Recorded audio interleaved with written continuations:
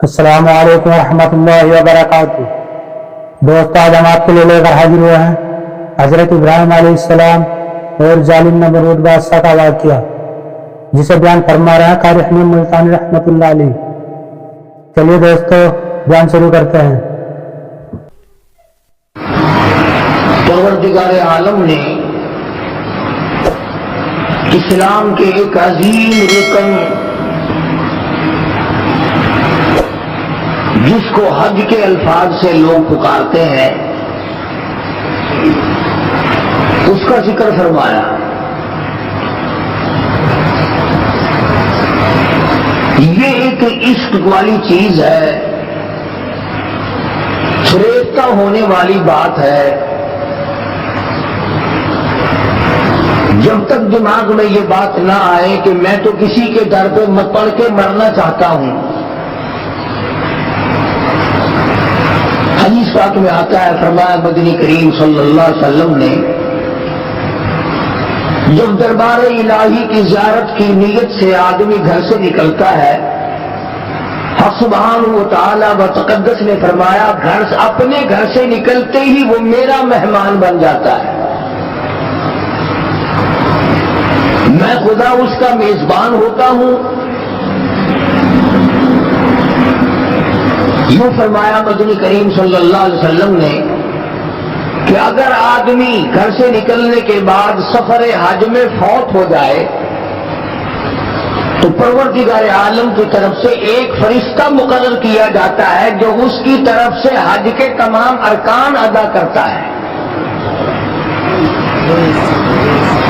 آدمی کی کہاں مجال ہے، کہاں جرت ہے کہ اس قسم کے ارکان ادا کرے جو فرشتہ کر سکتا ہے۔ فرشتے کو پیشاب کی حاجت نہیں، پخانے کی حاجت نہیں، نیند کا غلبہ نہیں، بھوک نہیں، وہ تو ہر وقت سراپا عبادت میں رہتے ہیں۔ کتنا بڑا انعام ہے کہ اگر تو نکلنے کے بعد ارادہ تیرا میرے دربار کا ہو، میرے گھر کی زیارت کا ہو، طواف کا ہو، عشق لے کر کے نکلا ہو، اگر تو موت کے لقمے میں چلا گیا تو تیری طرف سے میں ایک فرشتہ کھڑا کر کے سارے ارکان ادا کراؤں گا۔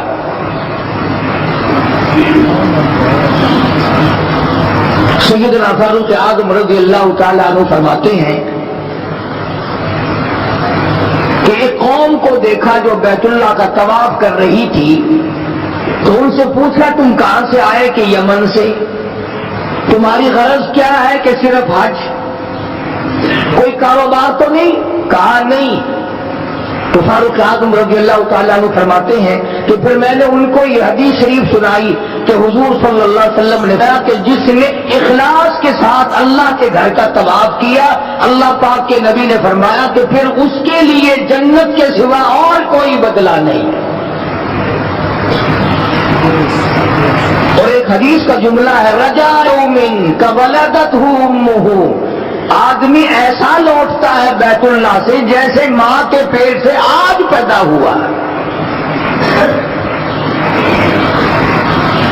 سرزمین عرب اللہ کے خزانوں سے مالا مال ہے، انبیاء کا سارا سلسلہ اللہ پاک نے وہیں قائم دائم فرمایا۔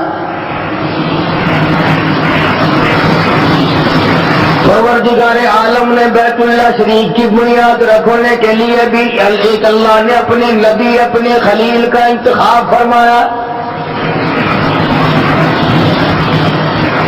ساری دنیا کی زمین اس زمین کے صدقے میں پیدا ہوئی۔ فرمایا تھا میں نے بنوانا ہے بیت اللہ، مستری ہو خلیل اللہ، مزدور ہو ذبیح اللہ۔ سیدنا ابراہیم علیہ السلام نے بیت اللہ کی تعمیر کی۔ اپنا بچپن بڑا عجیب و غریب انداز سے بھگتایا حضرت ابراہیم علیہ السلام نے۔ پیدا ہوئے تو شرک کی لعنت میں گرفتار لوگوں سے ٹکر ہو گئی۔ باپ بت گھر نہیں، بت پرست نہیں، بلکہ بت گھر ہے، بت بنا کر کے بیچتا ہے۔ اندازہ لگائیں کہ کسی زمانے میں خداؤں کا کاروبار بھی ہوتا رہا ہے. مانگ تو اب بھی نہیں کرتے. پہلے شرک کی ڈھیری بنائی اور اس کے بعد کاروبار شروع کر دیا. اور آج کل تو اس جیسا بہترین کاروبار تو ہے ہی نہیں. ٹیلی فون کا بل نہیں, سوئی گیس کا بل نہیں, بجلی کا بل نہیں, کوئی ٹیکس نہیں, کوئی خرچہ نہیں, ہاؤس ٹیکس نہیں, سیل ٹیکس نہیں, سارے ٹیکسوں سے پاک ہے یہ قبروں کا کاروبار. سیدنا ابراہیم علیہ الصلوۃ والسلام تو تمام بتوں کو توڑنے کے لیے پیدا ہوئے. بت خانہ بنا رہا بے شمار بڑا لوگوں نے کرتے ہیں, نظر نیاز لگاتے ہیں. حضرت ابراہیم علیہ السلام بڑے پریشان ہیں. ان لوگوں نے کیا حرکتیں کی. اس وحدہ لا شریک کا دربار چھوڑ کر, مالک کائنات کا دروازہ چھوڑ کر, جس نے زمین و آسمان پیدا کیا, ذرے ذرے کا خالق وہ, قطرے قطرے کا مالک وہ, ایک ایک پتے کا پالن ہار اور رب وہ, اسے چھوڑ کر کدھر کے لوگ جا رہے ہیں. سیدنا ابراہیم علیہ السلام کے زمانے کا زمانہ ہے. لوگ میلے کی طرف نکل گئے. حضرت ابراہیم علیہ السلام کو موقع ملا بتوں میں جا گھسے کلاڑا لے کر. کسی کا ناک کاٹا, کسی کا کان کاٹا, کسی کا پیر کاٹا, کسی کا سر اڑا دیا. سب سے بڑے بت کے کندھے پر کلاڑا رکھ کر نکل آئے. واپس آئی قوم, بتوں کا برا حال ہے. فرمایا وَلَقَدْ آتَيْنَا إِبْرَاهِيمَ رُشْدَهُ مِن قَبْلُ وَكُنَّا بِهِ عَالِمِينَ. ہم نے ابراہیم علیہ السلام کو ہدایت عطا کی تھی, رشد عطا کی تھی, صراط مستقیم ان کو سمجھایا اور سجھایا تھا. إِذْ قَالَ لِأَبِيهِ وَقَوْمِهِ التَّمَاثِيلُ الَّتِي أَنْتُمْ عَاكِفُونَ.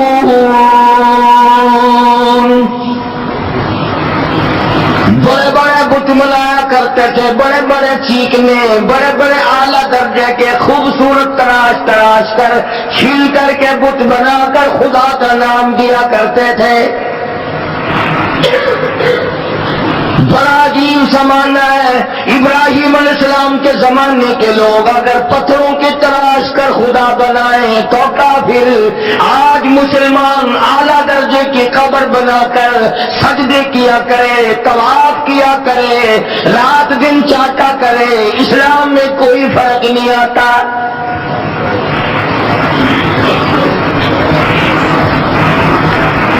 سیدنا ابراہیم علیہ السلام کے پاس آ گئے, آپس میں بیٹھ کے مشورہ کیا اور کہنے لگے یہ کام کیا کس نے؟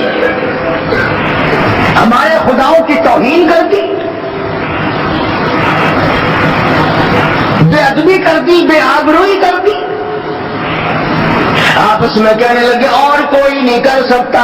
ایک نوجوان قالوا سمعنا فتى يذكرهم يقال له ابراہیم. ایک نوجوان ہے, وہ ان کی برائی کیا کرتا ہے, وہ ان کو برا کہا کرتا ہے, اس کے سوا یہ کام اور کوئی نہیں کر سکتا. ساری قوم اکٹھی ہو کر کے آ گئی.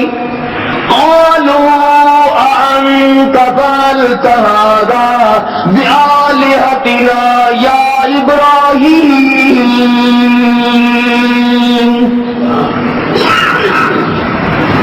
اے ابراہیم علیہ السلام, کیا ہمارے خداؤں کے ساتھ, کیا ہمارے معبودوں کے ساتھ تو نے یہ حرکت کی ہے؟ قرآن کریم ہے, کوئی قصے کہانیوں کی کتاب نہیں. کاش کاش آج کے مسلمان کو قرآن کریم دیکھنے کی سمجھنے کی توفیق ہو جائے، ساری دنیا اور دین کے مسئلے حل ہو جائیں۔ مگر مسلمان نے تو قسم کھا رکھی ہے کہ اپنی ساری مشکلات کا حل دنیا میں تلاش کرنا ہے، ساری مشکلات کا حل سیاست کے طور پر حاصل کرنا ہے، ساری دنیا کی مشکلات کا ہم نے اپنے ہاتھوں سے حل کرنا ہے، قرآن کریم کے ذریعے نہیں۔ دنیا کے لوگوں آؤ اللہ کے قرآن کو پڑھو۔ صحابہ کرام رضوان اللہ تعالی علیہم اجمعین کی جماعت نے کابل سے لے کر طرابلس تک سارا افریقہ، جنوبی ایشیا، مشرق بعید، مشرق قریب، مشرق وسطی اور بر صغیر، تمام کے تمام اقوام عالم سے خداوند کریم کی توحید کا لوہا منوایا تھا۔ توپیں ان کے پاس نہ تھی، ایٹم بم نہ تھا، ہائیڈروجن بم نہ تھا، دفتر بند گاڑیاں نہ تھی، طیارہ شکن توپیں اور ٹینک نہ تھے، خدا کا قرآن تھا، پوری دنیا پہ چھا گئے۔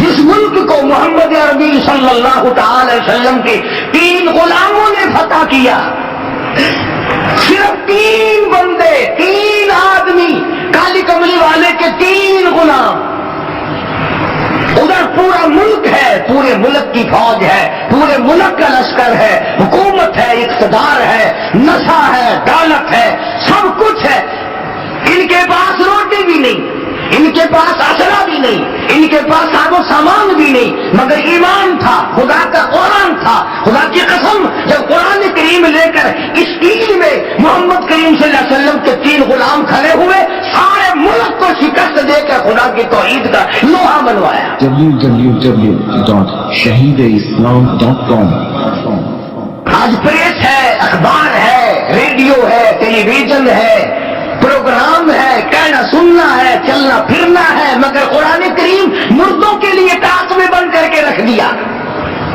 میں کہتا ہوں تمہیں مرے ہوا کو بھی کوئی قرآن پڑھنے والا نہ ملے گا۔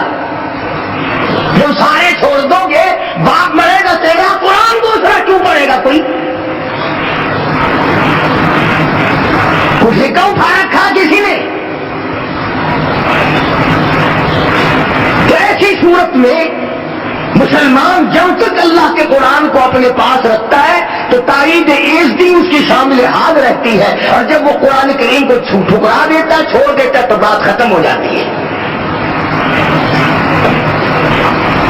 سیدنا ابراہیم علیہ السلام کی ایک ذات، آج ہم تو کہہ دیتے ہیں کہ ہم تو تھوڑے ہیں، ہم تو اکیلے ہیں، کیا کریں؟ خلیل اللہ کی ایک ذات ہے، اکیلے ہیں، ڈر نہیں، خوف نہیں، حزن نہیں، ملال نہیں، پریشانی نہیں، گھبراہٹ نہیں، گانا نکال دیا خداؤں کا۔ آ گئے وہ لوگ، آ کے کہنے لگے قالوا انت فعلت هذا بآلهتنا یا ابراہیم، اے ابراہیم علیہ السلام سچ بتا، یہ خداؤں کو لنگڑے للے کس نے بنایا؟ ان کے ناک کس نے کاٹے؟ کان کس نے کاٹے؟ قالوا سمعنا فتى يذكرهم يقال له ابراہیم، یہی ایک نوجوان ہے جس کا عقیدہ دوسرا معلوم ہوتا ہے، جس کا نظریہ دوسرا معلوم ہوتا ہے، جس کے حالات کچھ الگ تھلگ معلوم ہوتے ہیں، یہی وہ ہو سکتا ہے۔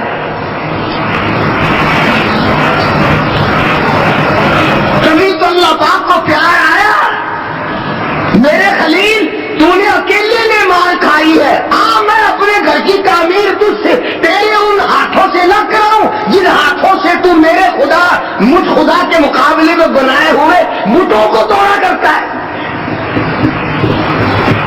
جن ہاتھوں سے تو نے شرک کے اڈے مٹائے، جن ہاتھوں سے تو نے بت خانے توڑے، بتوں کے ناک کان توڑے، میرے خلیل انہی ہاتھوں سے میں اپنے بیت اللہ کی تو سے تعمیر کراؤں۔ تو تیرے ہاتھ بڑے بابرکت ہیں. سیدنا ابراہیم علیہ السلام فرمانے لگے مجھے کیا کہتے ہو؟ جاؤ اپنے حاجت رواؤں سے پوچھو، مشکل کشاؤں سے پوچھو، جس کی ٹانگ کٹی اس سے پوچھو کس نے کاٹی، جس کا ناک کٹا ہوا اس سے جا کر کے پوچھو تیری ناک کس نے کاٹی، جس کا کان کٹا ہوا اس سے جا کر کے پوچھو تیرا کان کس نے کاٹا. قالوا فأتوا به على أعين الناس لعلهم يشهدون. ابراہیم علیہ السلام نے صاف کہہ دیا تمہیں بیٹے دے سکتے ہیں، خود نہیں بتا سکتے کہ مارا کس نے ہے. ساری دنیا میں بارش برسانے پہ قادر ہے اور تمہیں نہیں بتا سکتے کہ ہمارا رگڑا کس نے نکالا ہے. تمہیں دشمنوں پہ فتح دینے پہ قادر ہے، تمہارے دشمنوں کو مٹانے پہ قادر ہے، بارش برسانے پہ قادر ہے، اولاد دینے پہ قادر ہے، تمہیں بیماری دے کر دور کر دینے پہ قدرت رکھتے ہیں، تو خود نہیں بتا سکتے کہ ناک کان کس نے کاٹا ہے.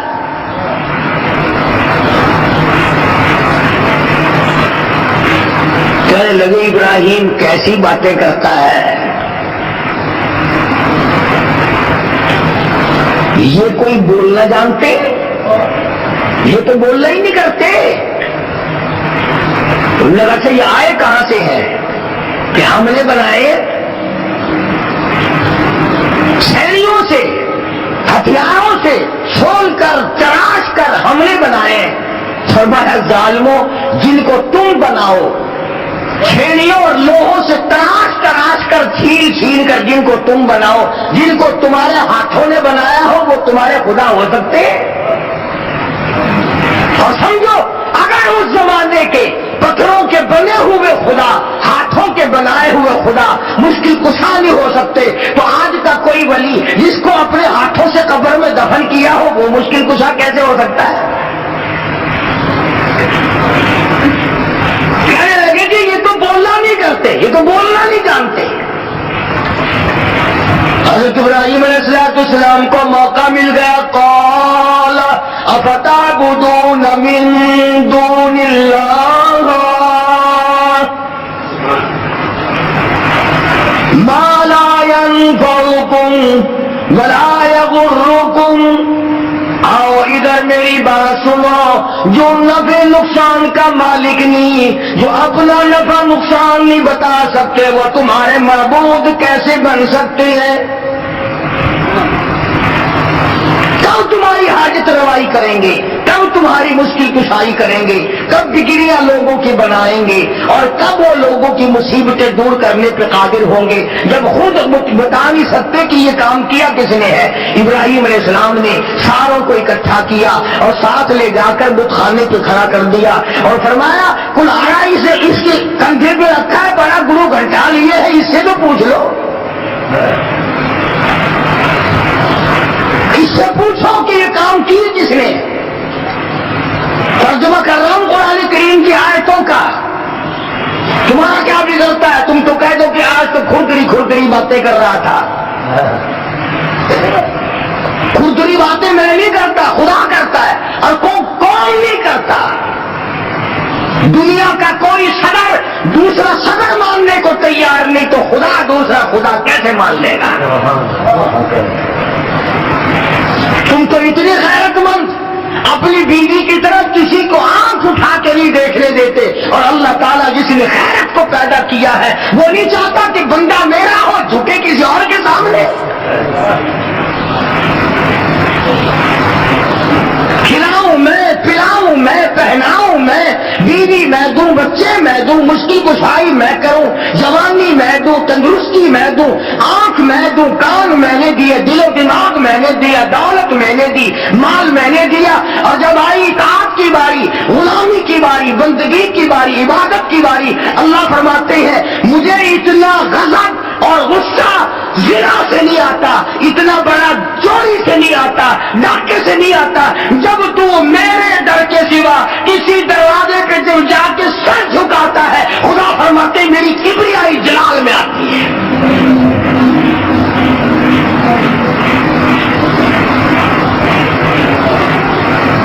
سارے فلسطین والے جل گئے، کہنے لگے قالوا حرقوا وانصروا آلہتکم ان کنتم فاعلین۔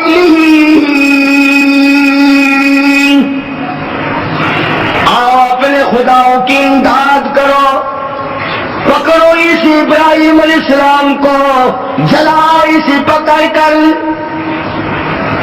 وانصروا آلہتکم، اپنے معبودوں کی امداد کرو، ان کی خدمت کرو، ان کا تعاون کرو، ان کی حمایت کرو۔ وانصروا آلہتکم ان کنتم فاعلین، اگر تم کچھ کرنے والے ہو، اگر کچھ کر سکتے ہو، آؤ پھر پکڑو ابراہیم علیہ السلام کو اور چیخا میں پھینکو۔ چنانچہ نمرود نے انتظام کیا لمبا چوڑا، ہزاروں نے لاکھوں من لکڑ اور ایندھن جمع کیا اور آگ سلگائی، دہک اٹھی، کولے بن گئے، شعلے بن گئے۔ پنگوڑے میں حضرت ابراہیم علیہ السلام کو بٹھا کر عین درمیان میں پھینکا ہے۔ قربان جاؤ ابراہیم علیہ السلام کے ضمیر پہ، عقیدے پہ، نظریے پہ، ایمان پہ۔ پنگھوڑا تیار ہے، ابراہیم علیہ السلام کو بٹھا رہے ہیں پکڑ کر۔ فرشتہ سامنے آتا ہے، سلام کرتا ہے اور کہنے لگا او ابراہیم مجھے حکم دے، میں بارش پہ مامور ہوں، اللہ کے حکم سے بارش برساتا ہوں، میں بارش برسا کر ساری آگ کو، آتش کو، باغ کو بجھا دوں۔ حضرت ابراہیم علیہ السلام فرماتے ہیں او فرشتے کیا میری اس حالت کا میرے رب کو پتا ہے؟ جو حالت میری اس وقت بن رہی ہے میرے رب کو اس کا علم ہے، پتا ہے؟ فرشتے نے کہا پتا ہے۔ اللہ کے نبی نے جواب دے دیا بیچ میں سے ہٹ جا، پھر رب جلیل جانے اور اس کا بندہ خلیل جانے، جو وہ چاہے گا میں تو اس پہ راضی ہوں جو میرے رب کو منظور ہو۔ ہوا پہ جو فرشتہ معمور تھا وہ آیا تو میں ہوا ایسی چلاؤں یہ ساری آگ ہوا میں اڑ جائے گی؟ فرمایا نہیں، کیوں؟ جس طرح میرے رب کو منظور ہوگا وہی ہوگا۔ چنانچہ حضرت ابراہیم علیہ السلام کو چیخا میں پھینک دیا گیا۔ اللہ تبارک و تعالیٰ کی تو آگ بھی مخلوق ہے، ارے آگ ٹھنڈی ہو گئی، اللہ کے حکم سے آگ تو سرد پڑ گئی۔ اللہ کے قرآن میں اللہ کے ہزاروں حکم سن کر آپ آج تک ٹھنڈے نہیں پڑے۔ آگ کو شرم آئی جس کا مادہ ہی جلانا ہے، کہ اللہ کے حکم کے سامنے میں اپنی جلانے والی طاقت کو کیسے بحال رکھوں؟ خدا کا حکم آیا ہے۔ آگ نے اپنی عادت والا کام چھوڑ دیا، جلانا چھوڑ دیا، ساڑنا چھوڑ دیا، ٹھنڈی ہو گئی، سلامتی کے ساتھ ٹھنڈی ہو گئی، ابراہیم علیہ السلام کے لیے گلزار بن گئی، باغ و بہار بن گئی۔ اللہ کے حکم کے سامنے آگ بدل گئی، ہم نہ بدلے۔ جو ہماری عادتیں بنی ہوئی ہیں ہم نے نہیں بدلنا، قرآن کے سامنے نہیں جھکنا، اللہ کے حکم کے سامنے نہیں اپنے آپ کو بدلنا۔ سیدنا ابراہیم علیہ السلام کی چیخا کے درمیان میں پڑے، آواز آتی ہے قل لا یا رکونی بردا وسلاما علی ابراہیم۔ اے آگ کہ ٹھنڈی ہو جا، کے ساتھ میرے خلیل کے ساتھ ٹھنڈی ہو جا، تکلیف نہ ہو، اتنی ٹھنڈی بھی نہ بننا جس سے میرے خلیل اللہ کو تکلیف پہنچے۔ آگ گلزار بن گئی۔ سیدنا ابراہیم علیہ السلام مستری کا کام کرتے ہیں اور بیٹا ذبیح اللہ اسماعیل علیہ السلام مزدوری کا کام کرتے ہیں۔ بن رہا ہے بیت اللہ، بنا رہا ہے خلیل اللہ، گار اینٹ پکڑا رہا ہے ذبیح اللہ۔ مستری بھی نبی، مزدوری کا کام کرنے والا بھی نبی۔ اللہ پاک کا گھر مکمل کر دیا، فرمایا ان اول بیت وضع للناس للذی ببکۃ مبارکا وہدی للعالمین۔ قرۂ ارض پہ سب سے پہلا گھر اللہ پاک جل شانہ نے سب سے پہلے اپنا گھر بنوایا، اور جب اس گھر کی تعمیر مکمل ہو گئی تو حضرت ابراہیم علیہ السلام نے اپنا خاندان بلایا، اسماعیل علیہ السلام کو بلایا، حضرت مائی ہاجرہ کو بلایا، حضرت مائی سارہ کو بلایا اور بلا کر دعا مانگی ہے، دعا مانگی ہے۔ الہ العالمین، دعا ابراہیم علیہ السلام کی آمین ہے، حضرت اسماعیل علیہ السلام کی، حضرت ہاجرہ کی آمین ہے، حضرت مائی سارہ کی آمین آمین ہے۔ ابراہیم علیہ السلام نے دعا مانگی، الہی جو اس کی طرح منہ کر کے عبادت کرے، جو اس کی زیارت کو آئے، جو اس گھر کا طواف کرے، بوڑھے آدمی، بوڑھی عمر کا، بڑی عمر کا آدمی، جو بھی حج کرنے آئے، طواف کرے، الہ العالمین میں پیش کی دعا کرتا ہوں اس کے سارے گناہوں کو معاف فرما۔ حاجی حج کرنے آج چلا، 2000 لاکھوں برس پہلے ہو گئی، میں بڑی عمر کا جو بھی آئے، طواف کی ارادے سے آئے، زیارت کی ارادے سے آئے، حرم محترم میں آئے، حج کا پروگرام بنا کر آئے، میں خلیل اللہ دعا کرتا ہوں الہی اس کے گناہوں کو معاف فرما۔ سارے خاندان نے آمین کہی۔ پھر حضرت اسماعیل علیہ السلام کو حکم دیا حضرت ابراہیم علیہ السلام نے کہ تم بھی دعا مانگو۔ حضرت اسماعیل علیہ السلام نے دعا مانگی، الہی جو بھی اس گھر کی طرف منہ کر کے نماز ادا کرے، اس گھر کا طواف کرنے آئے، اس گھر کی زیارت کرے، اس کا احترام کرے، یا اللہ جو جوان آئے، جوان عمر کا آدمی جو بھی آئے، میں پیشگی دعا کرتا ہوں اس کے سارے گناہوں کو معاف فرما دے۔ دونوں باپ بیٹوں، پیغمبروں نے، نبیوں نے دعا کر دی۔ حضرت ہاجرہ کو حکم دیا حضرت ابراہیم علیہ السلام نے تو تم بھی دعا کرو۔ حضرت ہاجرہ نے جھولی پھیلا دی، الہی جوان عمر کی جو عورت اس گھر کی زیارت کے لیے آئے، طواف کے لیے آئے، احترام کے لیے آئے، اس کے سارے گناہوں کو معاف فرما۔ حضرت ہاجرہ نے دعا کی، آمین ابراہیم علیہ السلام کی ہے، آمین حضرت اسماعیل علیہ السلام کی ہے، حضرت سارہ کی آمین ہے، حضرت ہاجرہ نے دعا فرمائی۔ اس کے بعد حضرت سارہ کی باری آئی دعا کرنے کی، دعا کرتی الہ العالمین جو بوڑھی عورت آئے، عمر رسیدہ عورت آئے اس گھر کی زیارت کے لیے، طواف کے لیے، اس کے سارے گناہ معاف فرما۔ پیغمبر کے پورے خاندان نے مل کر آنے والوں کے لیے دعائیں مغفرت کی ہے۔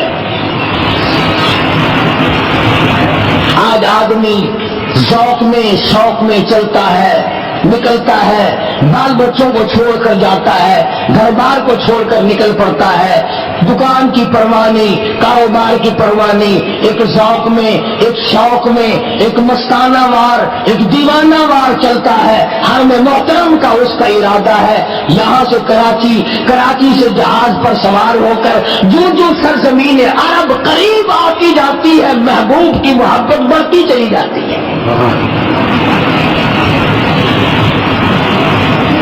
چنانچہ کسی ملک میں جاؤ، آدمی پریشان ہوتا ہے، امریکہ میں آیا ہوں، کہاں جاؤں گا، کدھر کو جاؤں گا، یورپ میں جاؤ، افریقہ میں جاؤ، کسی ملک میں بھی جاؤ، یہ خاصہ ہے، سرزمین عرب پہ قدم رکھتے ہی دل مطمئن ہو جاتا ہے، میں دوسروں کے یہاں نہیں، اپنوں کے یہاں آیا ہوں۔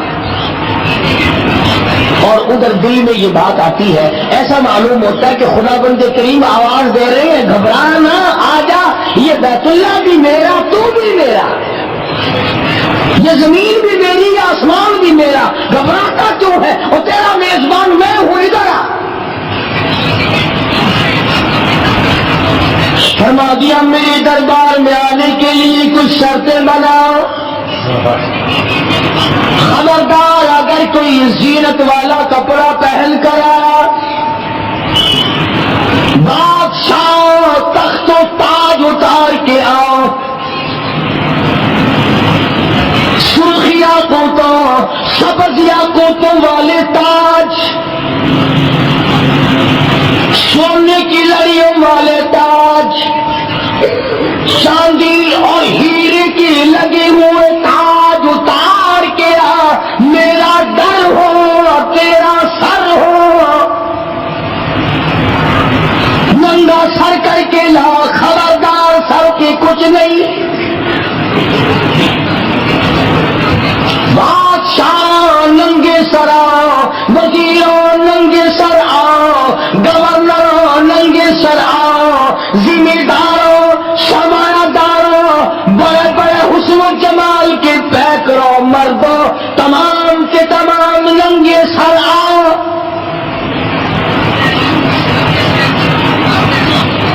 کوٹ پتلون اتار کے آؤ، شلوار قمیض اتار کے آؤ۔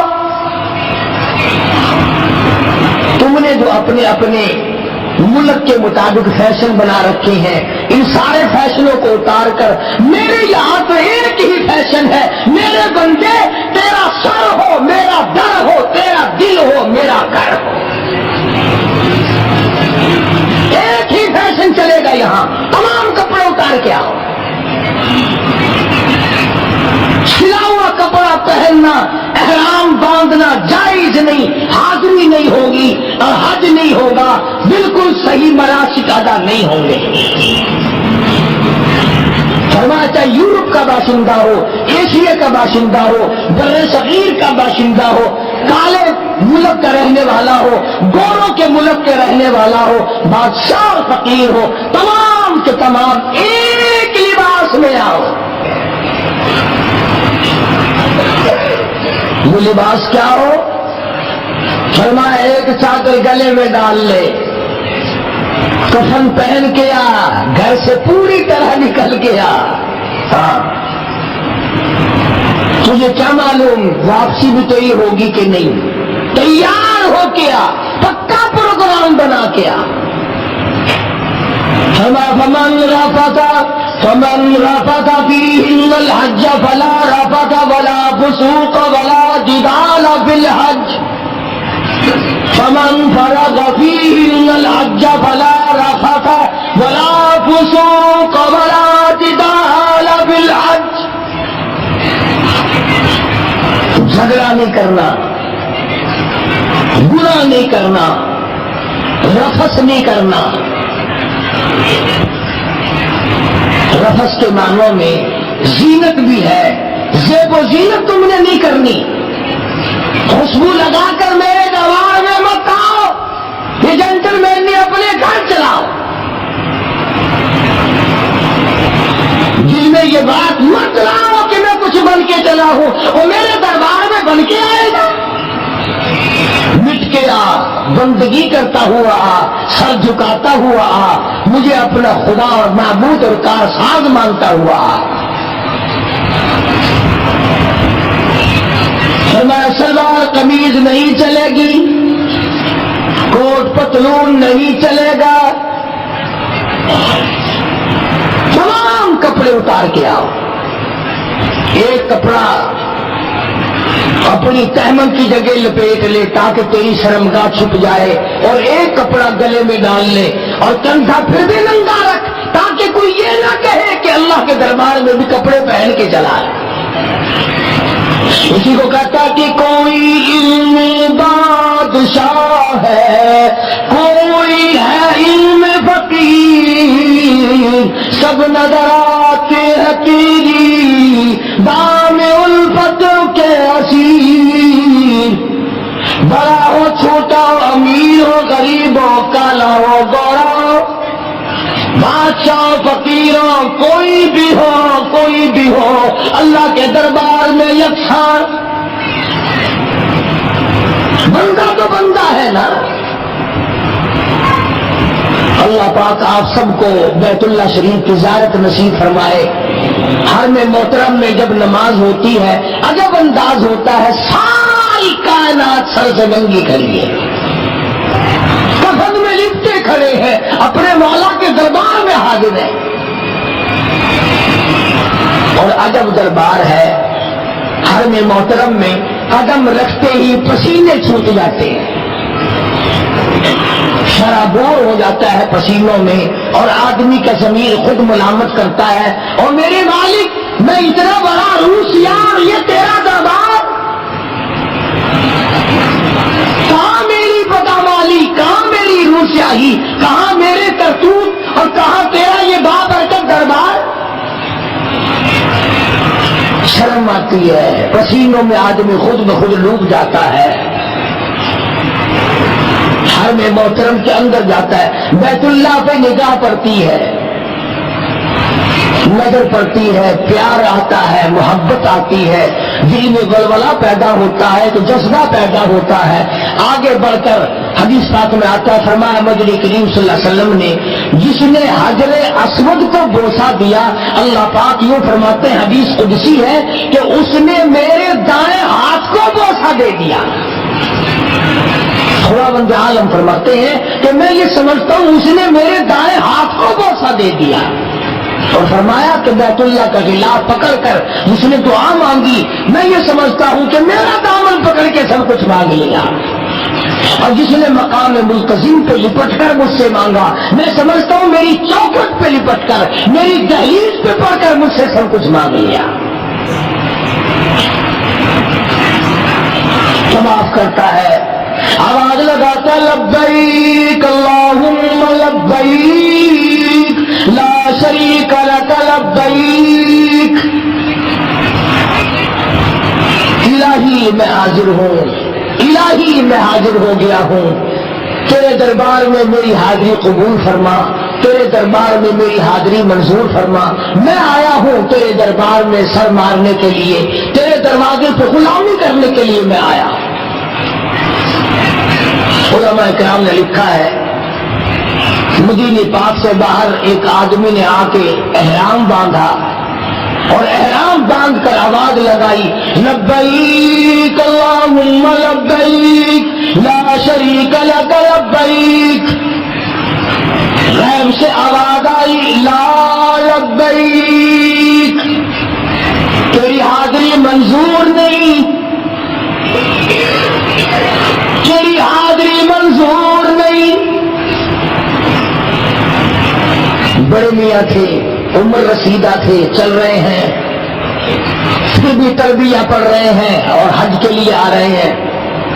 برابر میں کھڑے ہوئے کسی جوان نے کہا، بڑے میاں ہم نے بھی سنا ہے تیری حاضری جب منظور نہیں، دھکے کھانے کی کیا ضرورت ہے، پریشانی اٹھانے کی کیا ضرورت ہے، تکلیف اٹھاؤ گے۔ جوان نے کہا جنہوں نے غیب کی آواز سن لی تھی۔ بڑے میاں نے رو دیا اور کہنے لگا بیٹا تم ایک دن کی آواز سن کر کے مجھے گھبرا رہے ہو اور خود بھی پریشان ہو رہے ہو، مجھے یہ آواز سنتے سنتے 52 سال گزر گئے، مجھے یہ آواز سنتے سنتے 52 سال گزر گئے، 53 سال گزر گئے مجھے یہی آواز سنتے سنتے۔ پھر اے نوجوان یہ بتا اگر اس دروازے پہ منظور نہیں تو پھر اور دروازہ کون سا ہے جہاں جا کے میں ماتھا رکھ لوں؟ منظور ہو یا نہ ہو میرا کام ہے کہ میں پیشانی کو اس کے دروازے پہ رگڑتا رہوں، میں حاضری دیتا رہوں، منظور کرنا اس کا کام ہے، حاضری دینا میرا کام ہے۔ یوں لکھا ہے کتابوں میں کہ غیب سے آواز آئی آج ہم نے تیرے یکدم 54 حج قبول کر لی، shahideislam.com یکدم تیرے ہم نے آج 54 حج قبول کر لیے۔ ہم تو تجھ سے اتنی سی بات کہلوانا چاہتے تھے اور یہ بات کہلوانا چاہتے تھے کہ تیرے سوا میرا کوئی نہیں۔ اگر معمولی صاحب کو کسی کو قرضہ لینا ہو تو پہلے جا کر کے یہ ٹھوکر مارتے ہیں ایمان نال یار اسا تو کہیں کو کلا ہی کوئی تک پیسہ گدا ہے کہیں نہیں، جب لوڑ پوندی ہے اسا تو ساڈا یار ہے پیا، ساڈا رشتہ دار ہے پیا، اسا تو تیرے کو لاوندے ہوں جانے میں تیری مرضی، اسا بے بوہے تے کلا ہی گئے ہی کوئی نہیں، ان کو راضی کرنے واسطے بے بوہے کی تردید پئی تھی۔ 4% قرضہ لینے واسطے ان کو جتاؤنا پوندا ہے، اسا تیرے بوہے تو سوا کلائی کیسے کو گئے ہی نہیں، اٹھے نہیں گئے، تو خدا کو نہ جتاؤ کہ ہم تیرے دروازے کے سوا کبھی کسی دروازے پہ آئے ہی نہیں۔ اگر تم اپنے محبوب کو خوش کرنے کے لیے یہ بات کہتے ہو کہ اس دل میں تیرے سوا کسی کی جگہ نہیں، یہ لوگوں کو باب العشق سے واسطہ پڑا ہے، ان کو پتا ہے کہ محبوب پھر مسکراتا ہے، یہ کہنا اصا تیرے سوا کہ کچھ نام نہیں کہیں، ان دل دے وچ کوئی جھاتی پا ہی نہیں سکتا تیرے سوا، یہ دل تیرے واسطے ہے۔ اور بادشاہ 1000 پانی آوے، 1000 حسینہ آوے، 1000 فلانی آوے، میں ایمان نال تیرے سوا کہہ کو لکھن کے تے تیار نہیں، کہیں گے منہ دے اتنے تھوکے کیتے تیار نہیں، جڑے ویلے گلا ماردا ہے نا محبوب کو ول مسکراندا دیکھو خوش تھیں گے، ہاں ہاں میرے اتنے قربان ہے، میرے اتنے نثار ہے، حالانکہ ہے سارا مطلب اگر ایک مٹی کا بنا ہوا محبوب اس بات سے راضی ہوتا ہے کہ تیرے سوا میں کسی کو نہیں چاہتا تو وہ زمین و آسمان کا مالک راضی نہیں ہوگا جب بندہ کہتا ہے میرے مالک تیرے سوا میرا کوئی نہیں۔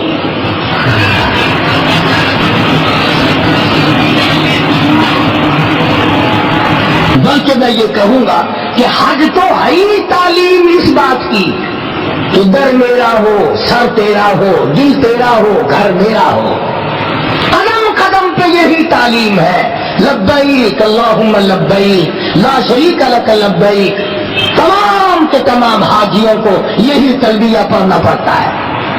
یہاں دور سے ہی لملم کی پہاڑی سے ابھی دور ہے سرزمین عرب، پہلے سے احرام باندھو، تیار ہو جاؤ، دیوانے بن جاؤ، مستانے بن جاؤ، چھوڑو بادشاہت، چھوڑو اپنی تمنگری، چھوڑو اپنی زیب و زینت، آؤ دیوانے بنو۔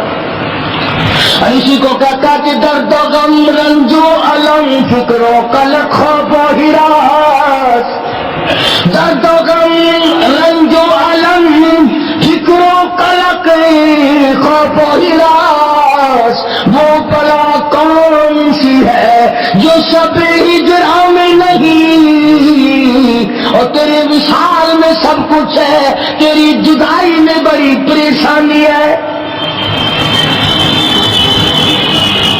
طواف میں بھی یہ بات سمجھا دی جاتی ہے کہ میرے گھر کے سوا کسی جگہ کا طواف جائز نہیں، اور فرمایا فرشتوں آؤ میرا بندہ آیا ہے، گھر میرا ہے، چکر اس کا ہے، اور یہاں میرے کعبے کے میناروں پہ کھڑے ہو کر اس کی بخشش کے لیے جھولیاں پھیلا کر تم دعائیں مانگو۔ اس لیے کہ میرے گھر کا طواف کر رہا ہے، میرے گھر کا چکر لگا رہا ہے، مجھ سے مانگ رہا ہے اللہم اغفر لی، اللہم اغفر لی، الہی معاف کر دے، لبیک اللہم لبیک، مجھ سے مانگ رہا ہے۔ گزرتا گزرتا رکن یمانی کو ہاتھ لگا کر گزر جانے کا حکم ہے، آواز آتی ہے فرشتوں میرے بندے نے میرے گھر کے کونے کو ہاتھ لگایا، آؤ 40 فرشتے یکدم آ کر میرے بندے سے مصافحہ کرو۔ کیوں؟ یہ میرے گھر کے سوا کسی جگہ کو بابرکت جگہ نہیں جانتا، کسی درخت کو بیت اللہ کے مقابلے میں نہیں مانتا، کسی گھر کو کعبے کے مقابلے میں نہیں مانتا، کسی قبر کو نعوذ باللہ کعبۃ اللہ کے مقابلے میں نہیں لاتا ہے۔ فرمایا حاجی جب طواف کرے دعا مانگے فرشتوں آمین کہتے جاؤ، 7 چکر لگاؤ میرے بندوں کے، آؤ یہ میرے مہمان ہیں۔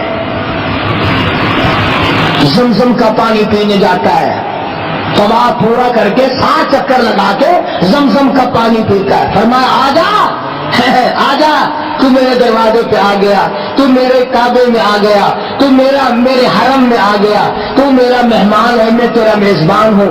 ساری دنیا پانی پلاتی ہے اپنے مہمانوں کو، آ تجھے وہ پانی پلاؤں جو اسماعیل علیہ السلام کی نرم و نازک ایڑیوں کی رگوں سے جاری ہوا تھا۔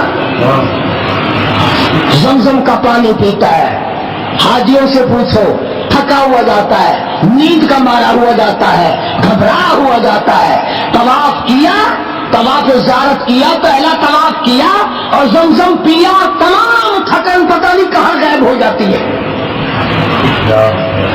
جیسے تم جس کے یہاں مہمان جاتے ہو 7 اپ کی بوتل پی کر ڈکار لے کر چھت کی طرف دیکھتے ہو،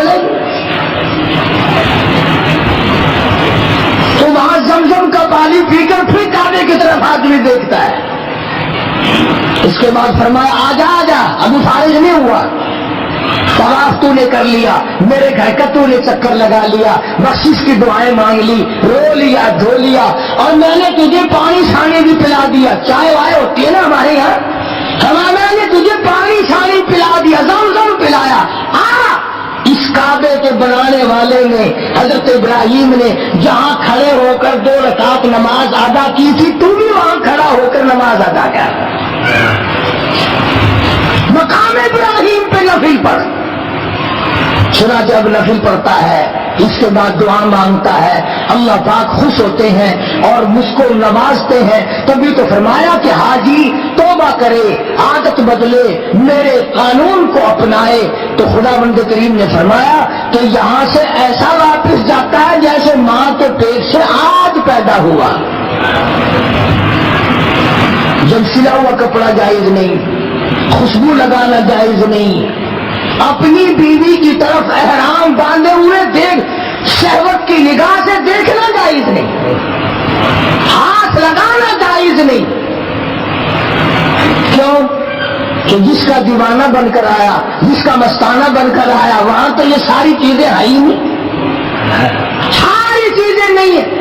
اللہ پاک نے فرمایا جب میرے دروازے پہ آیا، میرا بن کر آیا، تو جب تک احرام تیرا بندھا ہوا ہے نا، میرے والی عادت اپنا، میری بھی بیوی نہیں، تو بھی سمجھ لے تیری بھی نہیں، میں بھی کپڑے نہیں پہنتا، تو بھی سمجھ لے کہ میں نے بھی نہیں پہننے، میں بھی خوشبو نہیں لگاتا، تو بھی نہ لگا۔